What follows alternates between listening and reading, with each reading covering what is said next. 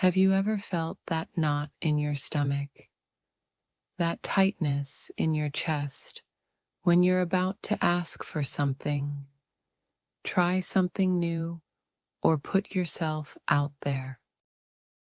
Yeah, like every time I think about asking my boss for a raise. Exactly. That's the fear of rejection. It's something we've all grappled with at some point. It's like a wall that stops you from taking risks.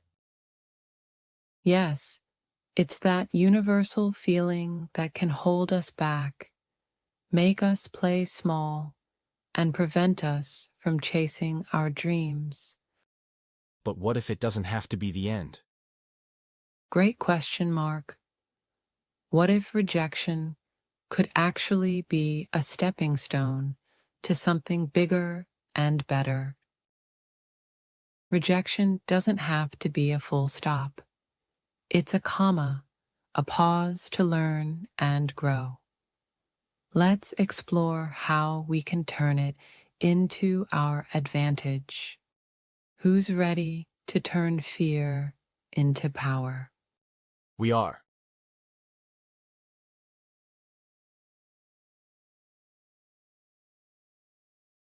We often treat rejection like it's some rare disease, something only a few of us suffer from.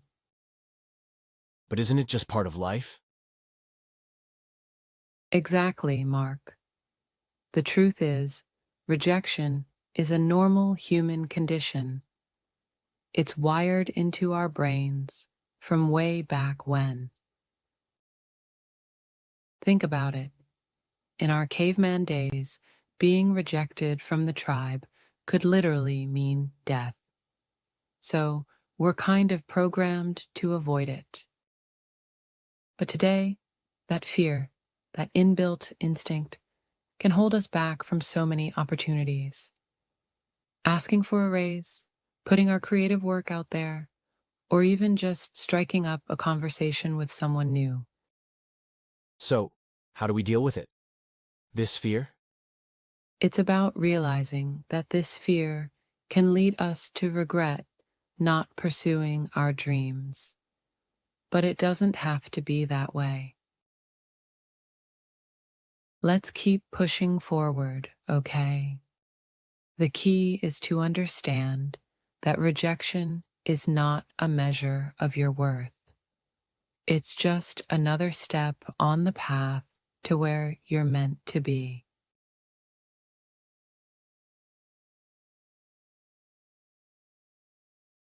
Rejection isn't a full stop.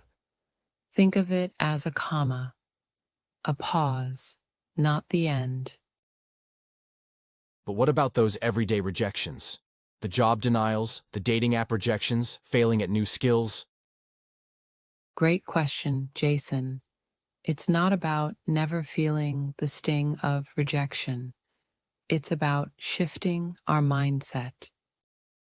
So, we treat it as a learning curve? Exactly.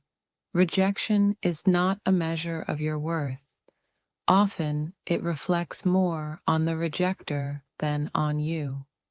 How do we start changing our mindset? Start small. Recognize the fear, acknowledge it, but don't let it define you. Each no is a step towards a yes. Remember, it's not about being invincible. It's about being resilient. Thanks, Emma. I think we can all take something from that. Let's redefine what rejection means to us. Now you might be thinking, sure, it's easy to talk about it, but how do I actually get over it? Well, it's not about becoming a superhuman who is never affected by rejection. It's about changing your mindset and learning to navigate it in a way that's empowering. The key is to understand that rejection is not a measure of your worth. In fact, it often says more about the rejecter than the rejectee.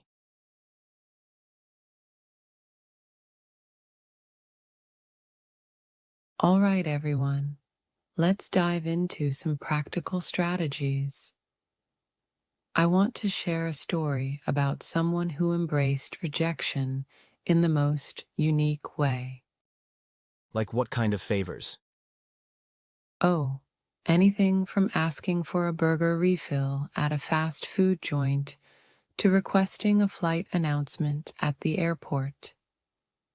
He documented everything in a blog. And did it work? More than you'd think. He learned invaluable lessons about persistence and, most importantly, about human nature. It wasn't about getting a yes, but making connections and understanding the real reasons behind a rejection. It sounds like every no was just a new opportunity. Exactly. It's about changing our mindset. Rejection is just a stepping stone to something greater. By embracing it, we open doors to endless possibilities. Remember, everyone, don't fear the no. It's just a pause, a chance to try again. Who knows what you'll learn along the way?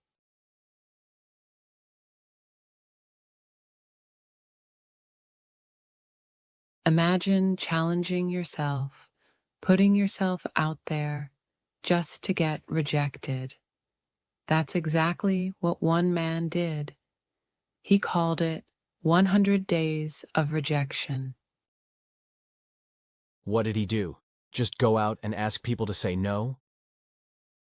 He approached strangers with outrageous requests, pitched wild ideas, and documented every single rejection on his blog. Why would anyone do that on purpose? To learn, he discovered invaluable lessons about persistence, courage, and human nature. It wasn't just about facing rejection, it was about understanding it. And did it change anything for him? Absolutely. He learned that rejection isn't the end. It's a door to new opportunities, a chance to grow and challenge ourselves. So don't be afraid of a no. Embrace it. Let it be your stepping stone.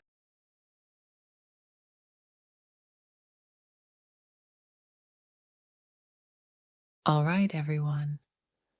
Let's come back together for a moment. The first key to remember is this: action is the key. Sitting around and worrying about potential rejection isn't going to make it go away. You have to take the plunge. Start small, right? Like something manageable every day? Exactly, Jason. Something that stretches your comfort zone. It could be as simple as striking up a conversation with a cashier, asking a question in a meeting, or yes, even asking a stranger for $100. I might try that one. Each small step expands your comfort zone. Remember, you may fail many times, but you'll gain satisfaction from trying and build resilience. Now, let's get back to sharing those ideas.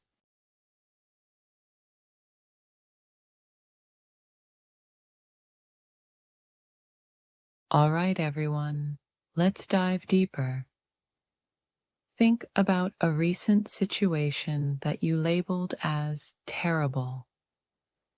How can you reframe it as a learning experience? I used to say getting laid off was the worst, but now I see it as a chance to pursue my passion for writing. Exactly. It's about changing the narrative. Anyone else?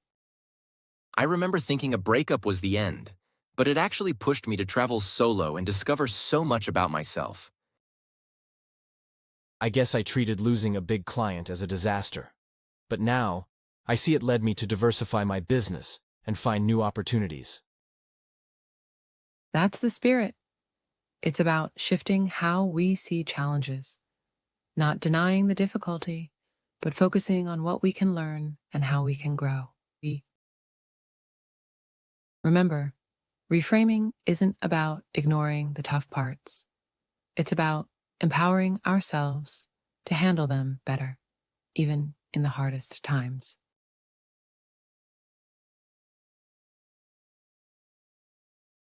Let's talk about the power of our words. How many times have we caught ourselves complaining without realizing it?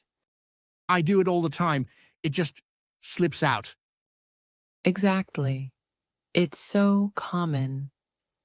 But here's a little exercise. What if we reframe those complaints into something neutral or positive? Like instead of saying, ugh, this traffic is horrible, we could say, I'm in traffic, but it's a chance to listen to my favorite podcast. Perfect. It's a small shift, but it can transform our outlook. It's like creating a silver lining out of what feels like a cloud, right? Exactly. It's about building a more positive foundation for how we experience everyday life. This isn't about ignoring the challenges. It's about empowering ourselves to see them differently. Who's ready to try it? Let's do this together. Change starts with us.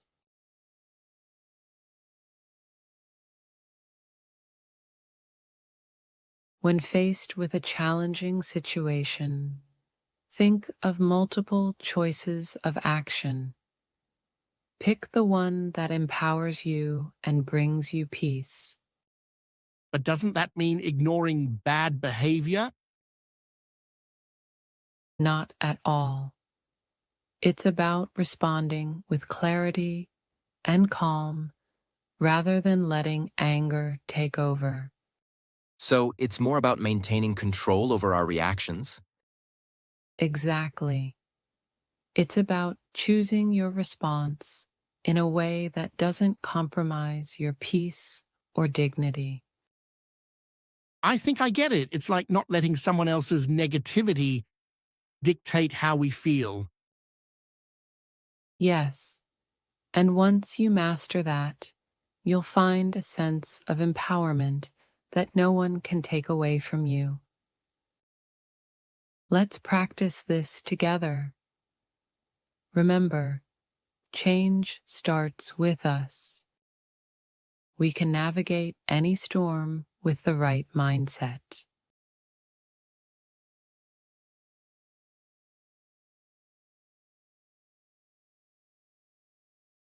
What did you learn from your challenges?